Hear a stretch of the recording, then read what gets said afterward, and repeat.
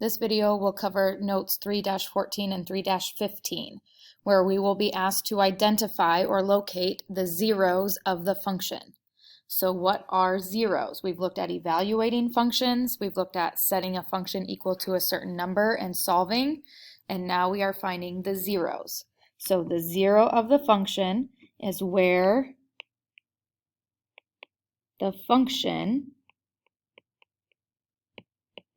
is equal to 0. Where the function itself is equal to 0. So there are two ways to find these. You will either graph or look at the graph, or you will use algebra to find them.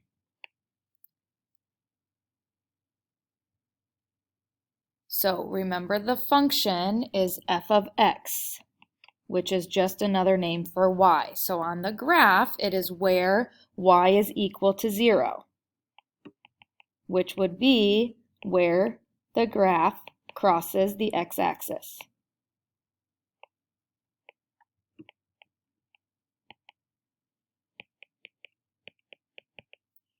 So all you have to do when you have a graph is look along the x-axis left and right and find where does the graph, the line or the curve, whatever it is, where does it cross the x-axis? Because that is where y is equal to 0. And again, y is your function, your f of x.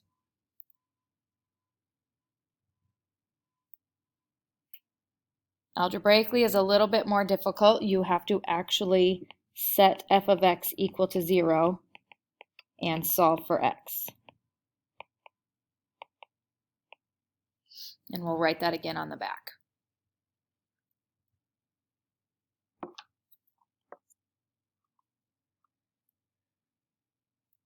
So most of the time you will be asked to find the zeros, okay? But there are three other things that they could be called. So instead of find the zeros, you could be asked to find the roots. So if you are asked to find the roots of a function, it's the same thing, where f of x, where the function is equal to 0. On the graph, we also call them the x-intercept, because it's where the graph intercepts or intersects the x-axis. They are also just called solutions. If you are asked to find the solutions of a function, you look at the graph or you set it equal to 0 and find that.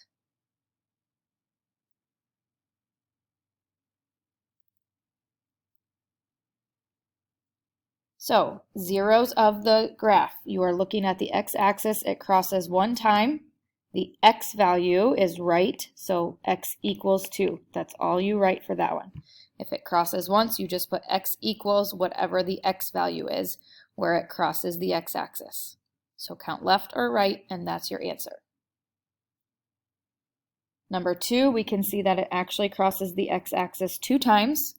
We want to put these in numerical order, just like we did when we were listing the domain and range. So x equals, our first one is left 2, so -2, and then right 1. Do not put parentheses. You need to put your fancy brackets. Or you could write out x equals -2, x equals 1. You can write it as 2 separate things. That's up to you. Number 3, we can see that it only crosses right there, and that is at x equals 3.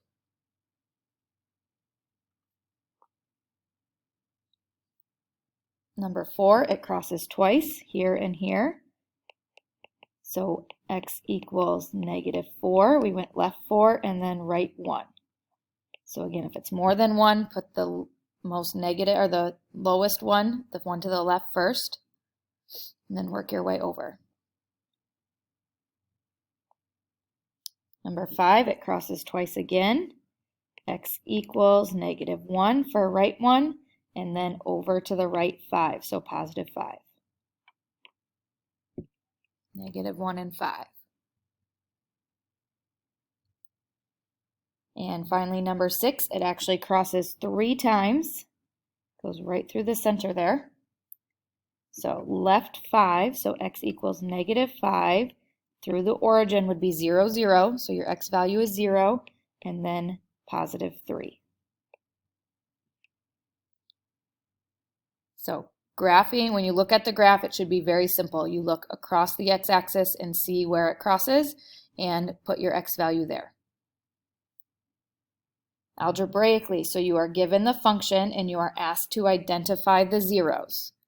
So you are going to set f of x equal to 0. So set your function, you're going to replace the f of x with 0.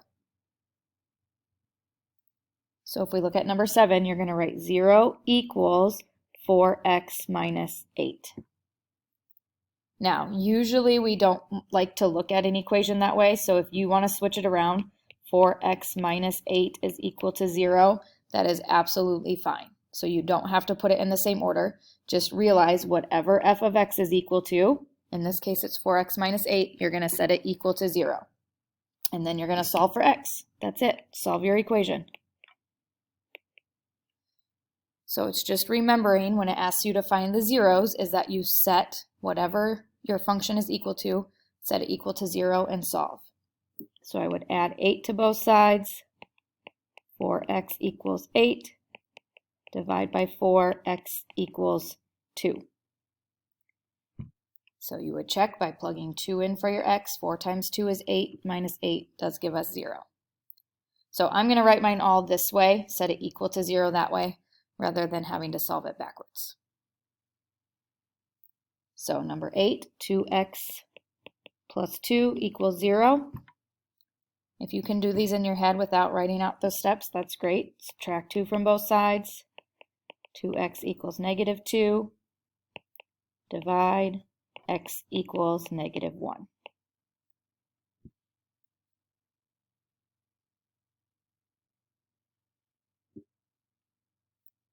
Number 9, I'm actually going to do it the long way. There is a shorter way to do it. Negative x plus 7 equals 0. If you would follow the normal steps, you would subtract 7 and get negative x equals negative 7, or technically the opposite of x equals negative 7. So you would have to divide and get x equals 7. Some of you might realize, well, I'm just going to move the x over there instead and then I'm done. But either way, you should get x equals positive 7.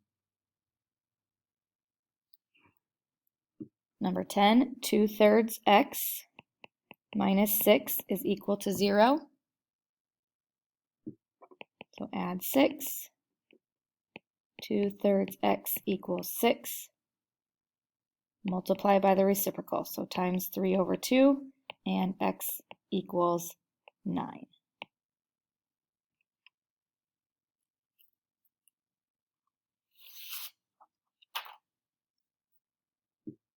(11) 1/2 x plus 2 is equal to 0.